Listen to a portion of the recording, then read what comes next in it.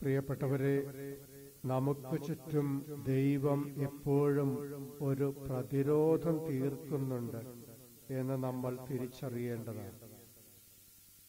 പഴയ നിയമത്തിൽ ദൈവം തന്റെ പ്രിയപ്പെട്ട ജനമായ ഇസ്രായേലിന് താങ്ങും തണലുമായി, സംരക്ഷകനായി, ഇടയനായി, യോദ്ധാവായി, കോട്ടയായി, ഉറപ്പുള്ള പാറയായിട്ടൊക്കെ പ്രതിരോധം തീർത്ത് എല്ലാവിധത്തിലുള്ള പ്രതിസന്ധികളിൽ നിന്നും രക്ഷിക്കുന്നതായിട്ടൊക്കെ നമ്മൾ കാണുന്നുണ്ട്.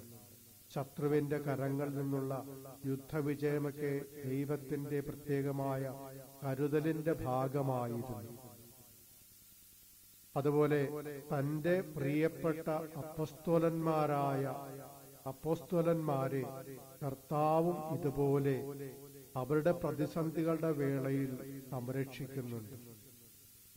ഉപവാസത്തെക്കുറിച്ച് തർക്കമുണ്ടാകുമ്പോൾ കർത്താവാണ് അവർക്ക് വേണ്ടി വാദിക്കുന്നത്.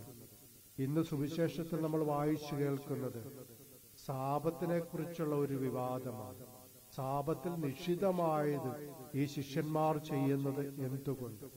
അപ്പോൾ അങ്ങനെ മറ്റുള്ളവരുടെ വിമർശനങ്ങൾ ഏൽക്കേണ്ടി വരുമ്പോൾ, അവർ കുറ്റപ്പെടുത്തപ്പെടുമ്പോൾ കർത്താവ് ഇടപെടുകയാണ്. അവർക്ക് ചുറ്റും ഒരു പ്രതിരോധം തീർക്കുകയാണ്. സാപത്ത് മനുഷ്യന് വേണ്ടിയുള്ളതാണ് എന്ന് കർത്താവ് അവരെ പഠിപ്പിക്കുകയാണ്. മനുഷ്യപുത്രൻ സാപത്തിന്റെയും കർത്താവാണ് എന്ന് പറഞ്ഞുകൊണ്ട് തന്റെ ശിഷ്യന്മാർക്ക് വേണ്ടിയിട്ട് വാദിക്കുന്നു, പ്രതിരോധം തീർക്കുന്നു. ഒരു വിമർശനവും തന്റെ പ്രിയപ്പെട്ടവർ ഏൽക്കരുത് എന്ന് കർത്താവിന് ഉറച്ച ഒരു തീരുമാനമുണ്ടായിരുന്നു.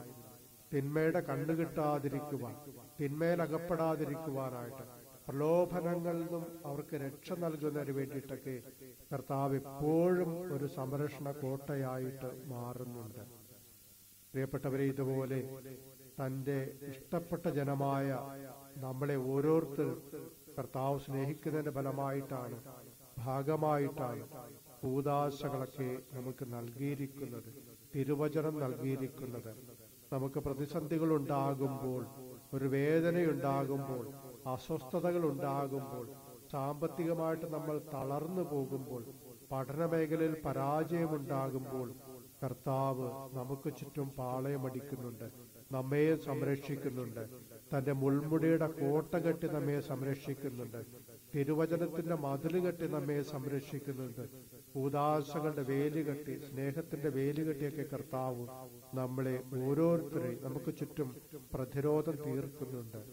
നമ്മുടെ ഉത്തരവാദിത്വം എന്ന് പറയുന്നത് ഈ പ്രതിരോധത്തിന്, ഈ സ്നേഹത്തിന്റെ വേലിക്കെട്ടിന് പുറത്തു പോകാതിരിക്കുക എന്നുള്ളതാണ്. കർത്താവിന്റെ സ്നേഹവലയത്തിൽ ഒരിക്കലും വ്യതിചലിച്ചു പോകാതിരിക്കുക എന്നുള്ളതാണ് നമ്മുടെ ഏറ്റവും വലിയ ഉത്തരവാദിത്വം. ഈ ദിവ്യബലിക്കൊരുക്കമായിട്ട് നമുക്ക് ആത്മശോധന ചെയ്യാം. ഏതെങ്കിലും കാരണവശാൽ ഞാൻ എന്റെ കർത്താവിന്റെ പ്രതിരോധത്തിൽ നിന്ന്, കർത്താവിന്റെ സംരക്ഷണത്തിൽ നിന്ന്, ആ കോട്ടയിൽ നിന്ന്, പാളയത്തിൽ ഞാൻ വ്യതിചലിച്ചു പോയിട്ടുണ്ടെങ്കിൽ, ദൈവസ്നേഹത്തിനും പരസ്നേഹത്തിനും എതിരായി ഏതെങ്കിലും തെറ്റ് ചെയ്ത് കർത്താവിൽ നകന്നു പോയിട്ടുണ്ടെങ്കിൽ ആ കർത്താവിനോട് മാപ്പപേക്ഷിച്ചുകൊണ്ട് വീണ്ടും അവിടുത്തോടൊപ്പം